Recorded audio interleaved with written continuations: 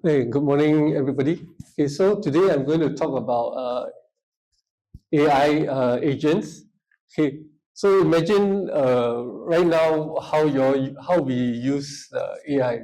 Normally we interact with ChatGPT or whichever LLM you are most familiar with, and we ask it some questions. Can you find me what's the average GDP of ASEAN countries or things like that? Now, what if AI could actually do more than that? It could actually plan for you. It could actually do some work for you, make decisions for you, and execute the task for you.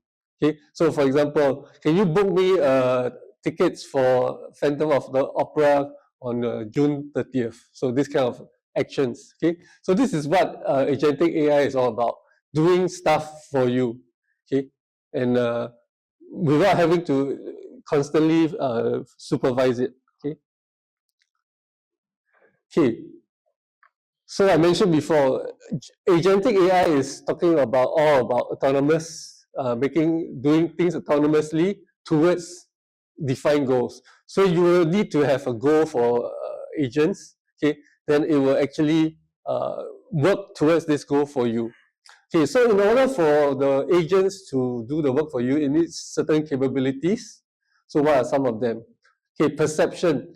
Perception is where the agents will have can perceive the world. Okay, so if you talk about robots, just now we saw the robots. Robots perceive the world through their senses. They could have vision, they have cameras, they could use radar to detect maybe objects in front of them. Okay, so these are sensors.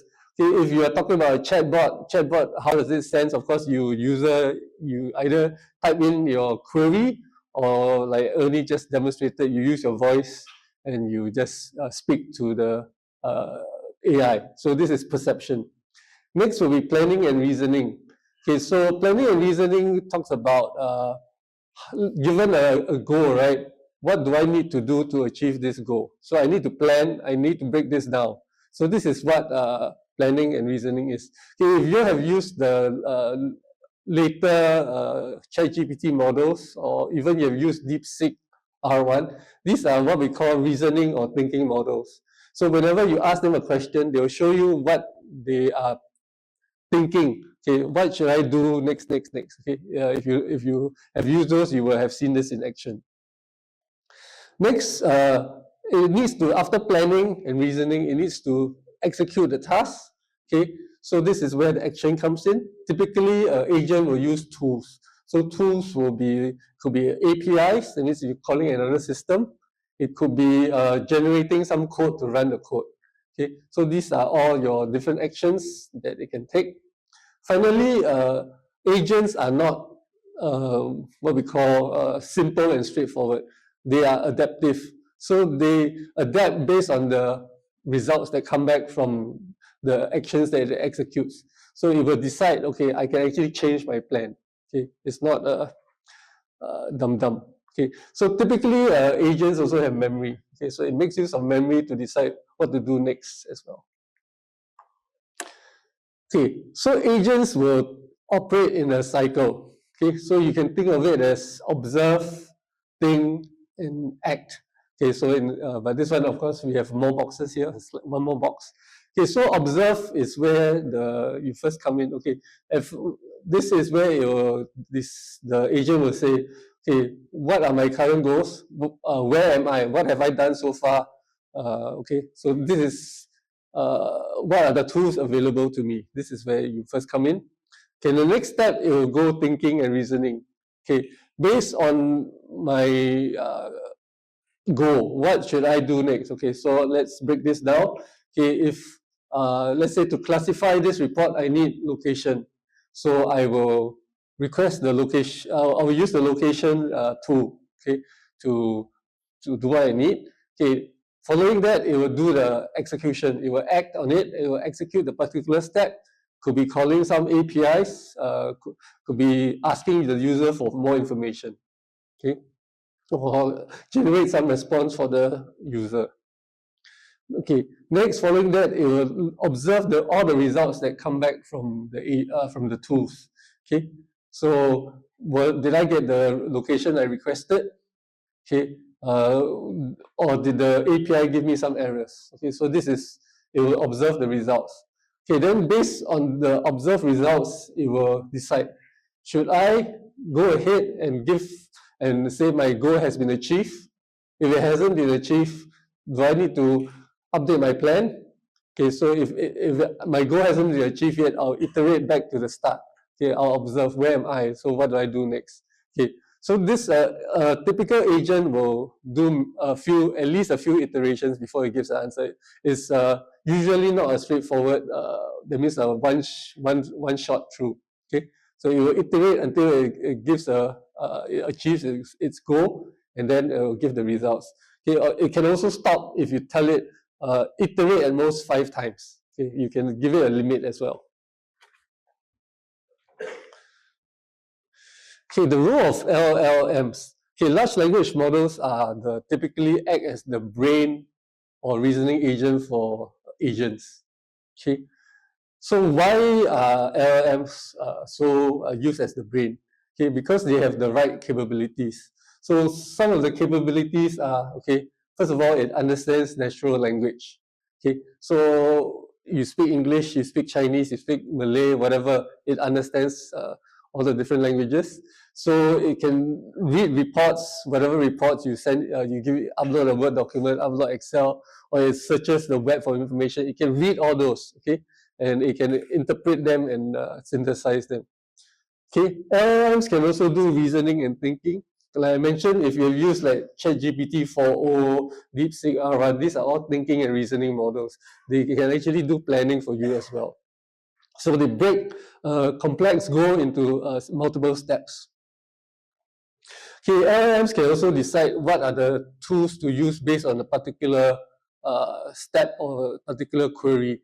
So given, let's say, a bunch of 10 different tools, it can choose the right one for the correct, whatever it needs to do. Finally, content generation. Okay, this one, we have all experienced this. LLMs excel at content generation, generating replies, creating summaries, etc. Okay, so that's why LLMs are used as the brain in agents. Okay, let's look at a simple agent. Okay, so let's say my goal is to automate web research. Okay, that means let my agent go out onto the internet, do some web research, and create a summary for me. Okay, so let's say my question. Okay, what are the current trends in healthcare? Okay, so for example, just a general question: what are the current trends in healthcare? So this is my goal. My agent will actually, okay, based on this request, decide, okay, what are the websites I need to search? Okay, so it will figure out what the websites it needs to search. Then, okay, it will go.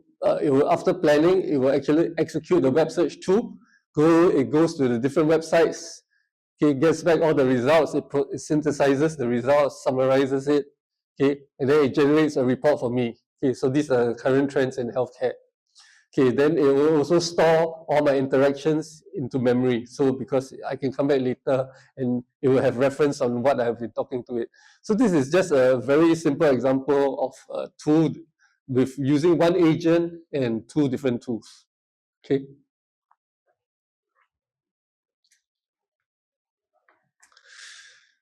Okay, how is agentic AI different from what we call traditional AI?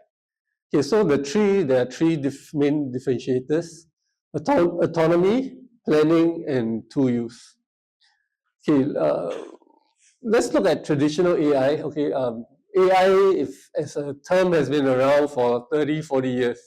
Okay, in the opening address, Wai Kiong mentioned ELIZA. Okay, this is your really 30, 40 years ago kind of AI. Okay, it's a text-based chatbot, okay, in a sense. Okay, so in traditional AI has been used largely for predictions. So you use AI to predict the weather.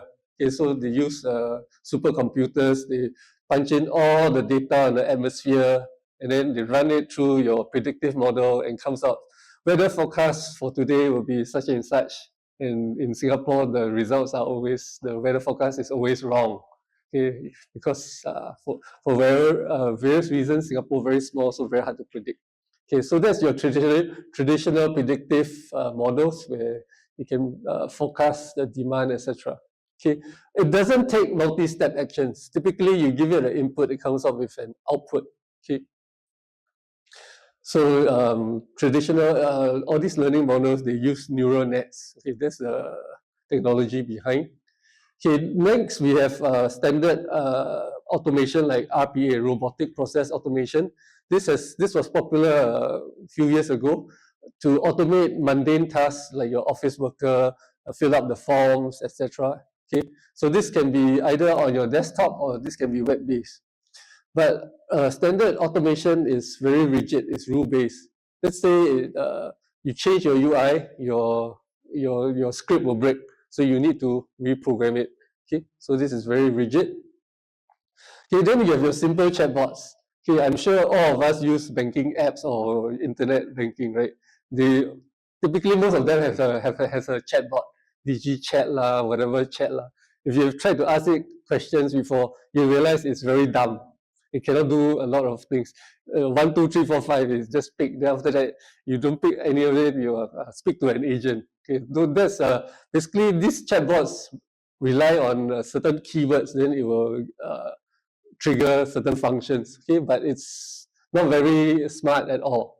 Okay, I think they are afraid to give wrong answers. They don't want. They'd rather give you wrong answers than they'd rather give you no answers than a wrong answer. Okay. Okay, or you have used ChatGPT in the early days, you realize that what we have right now in the current time is actually much more advanced than what was like just 2 years ago. Okay, okay, if you look at agentic AI, so it can actually dynamically plan. Okay, it can do multi-step actions.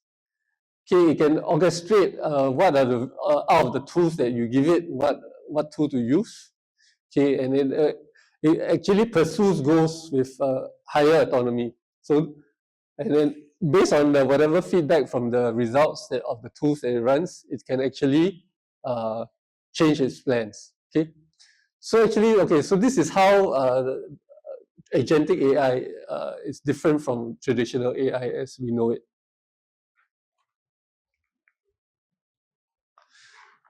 Okay, beyond simple single agents, okay, just like in a team in the real life, we work in teams. So each of us has a role in the team. We can be a manager, we can be let's say in a company, we can be a QA, we can be a software engineer, we can be a project manager, we can be deployment. Okay, so we have specialized roles. So similarly, in the agentic world, you can have specialized agents. So the agents will be very good at specific tasks. So it could be, you could have an agent that does data gathering, an agent that does planning, agent that does communications, and another agent that does classification. So each of these agents will have their own set of tools. Okay, you can see them at the bottom right. Okay, so advantages, of course, because each agent specializes in what it's good at. Okay, instead of you have one agent that can do everything and it's good for not good at anything in particular, you have agents that specialize in what they're good at. Okay, you can also run tasks in parallel, just like you have a team. Everybody can do their own work independently, so you can speed up your work if you do your work in parallel. Finally, of course, let's say if I need to update my planning agent, I will not affect my data gatherer or drafter agents. So if the planner agent goes down, I still have my other agents still working. So your system is more robust and modular. Okay, let's look at a multi-agent use case. Okay, you have used one service before for doing reporting issues that you face around your neighborhood. Okay, I have. Okay, I've reported potholes. I've reported like broken street lights, etc. Okay, so This is just a possible back-end flow. Okay. Okay, so this is 5 agents, 5 possible agents. Okay, so first agent will be your extraction agent. So you want to use your LLM to extract key information. Okay, let's say the user submits a photo of, of a of a flat. Okay, so if you know LLMs now, they are multimodal. They can actually, based on a photo, they can identify what's the problem. Okay, so if you have used one service before, first of all, when you go in, you must select the category. Wow, this one out of 100 categories, which one is my issue? That means a human has to do all the manual effort to do it. Like, I need to put in what's my thing, description. I need to put my location, exact location on the map. This kind of thing. Actually, with AI, you can actually let the system handle all this, and then the user just click a photo and just send in, and then the AI can figure out what's the issue. Okay, so AI can actually generate a report from, let's say, a photo. Okay, and it can use the photos, let's say, the GPS information embedded in the photo to determine the location. Okay. Okay, urgency agent. Based on the report that was submitted, how urgent is this case? Okay, if you have a pothole, okay, maybe we can fix within next 2-3 days. If you have a street light, 2-3 days. You have a flash flood now. You have a flood. You need to respond immediately. Okay, you have a fallen tree. You need to respond immediately. So based on the report, right, it will analyze and then it will determine, okay, what's the priority of this issue. Okay, the most critical part, of course, is the routing agent. Okay, so based on the issue that was reported, it needs to classify uh, this issue and decide which agency to report to. Okay, it might end up you need to actually report to multiple agencies. Okay, so if you have a pothole, report to LTA. You have a street light broken, you report to LTA. If you have your walkway light broken, you report to the town council. Then based on your location, you decide which town council to report to. Okay. Okay, then the collaboration agent, in case of issues that will affect multiple agencies. So if you got flood or fallen tree, you might call MParks, NEA, you might call PUB. Okay, so depends on if you need to collaborate, you can have a collaboration agent that will actually link multiple agencies together. Okay, finally, okay, this one Singapore government's favorite, analytics. Okay, you want to analyze and give. Okay, but this one of course can run in the background. It doesn't need to be part of the workflow, but it runs in the background and collects trend analysis and reports, generates reports for your management. Okay. So this is a sample use case for multiple agents, okay, for one service issue reporting. Okay, what are some other possible use cases in the government? Okay, integrated service journey. So if you have used things like Go Business, where you want to start a business, you instead of interfacing directly with all your different agencies that you need permit, this system will guide the business owner, okay, through the different agencies that they need to apply licenses for. Or Life SG, as a citizen, I go through Life. What are the different things I need to integrate with the government? So currently, some of these are already in place, but they do not make use of AI fully. Okay, and a lot of it is still the citizen has to decide, or the business has to decide what to do. Okay, so if you have AI, you can actually change the interface so that the AI can respond to the issue and decide where to go next dynamically. Okay, next, the dynamic resource allocation. Okay, let's say you have you need to optimize your resources. Okay, and okay, let's say if there's a heavy rain and then you got fallen trees all over the island. Okay, so based on the issues that are reported, based on location and where my crew are, I can decide how to actually deploy my contractors to the different locations. Okay. policy research assistant. So instead of, let's say, monitoring news websites or searching the web every day, I can have agents that goes around to monitor all the news reports that come out and then summarize for me and send to my inbox every day of what's happening around the world, okay, on the issues that I am concerned with. Okay, policy simulation. Okay, let's say I want to increase my work pass salary limit. What's the impact? So you can use AI agents to simulate. Okay, so basically the agents will gather information from the internet.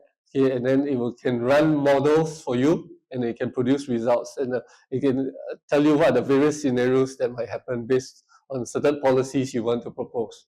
Okay. Okay, of course, agents are not without its challenges. You have reliability and robustness. Okay, now if you have multiple agents, how do you handle errors? Okay, you have so many tools. Okay, you often run in unexpected situations. API might fail. Okay, LLMs can give you wrong answers. They hallucinate. So we need to be able to deal with this. Okay, so typically you need to plan beforehand. If an error happens, how do I handle this gracefully? I need to check the answers that LLMs come back with, make sure it's truthful, it's not giving me rubbish hallucinations. Okay, controllability. Okay, you want to make sure that agents follow guidelines, follow instructions. They act within the constraints they are given. Okay, earlier Ernie talked about this. About the ethical guidelines. Okay, we also need to be able to understand what the agent does. Okay, so typically we ask it to produce logs, we log down everything. We ask it to, using thinking models, we can actually log down everything, what are the thoughts it went through, the processes it took. Okay, so that we can trace back to understand the answers that agents give. Security and trust. Okay, because we give the agents autonomy, we need to be able to make sure that we can trust whatever it does. So we will typically let it run with least privilege. We give it a sandbox. You can't come out of the sandbox. We make sure it doesn't do what we don't want it to do. Okay, so we want to make sure that data privacy is also protected. So, and finally, cost and latency.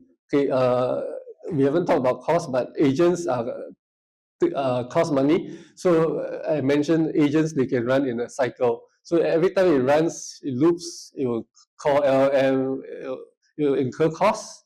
Okay, so it also doesn't return immediately. If you need it to do things, it might even run for a few hours or even a few days. Okay, so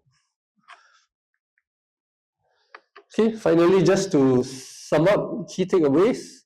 Okay, so basically, agentic AI, they can plan and act on goals. So they move beyond our traditional passive and rigid automation. Okay, LLMs typically are your brains and they drive the agents. Okay, they can make use of tools as well, together with memory to actually plan and adapt dynamically. Finally, the agents are capable of handling complex multi-step tasks, okay?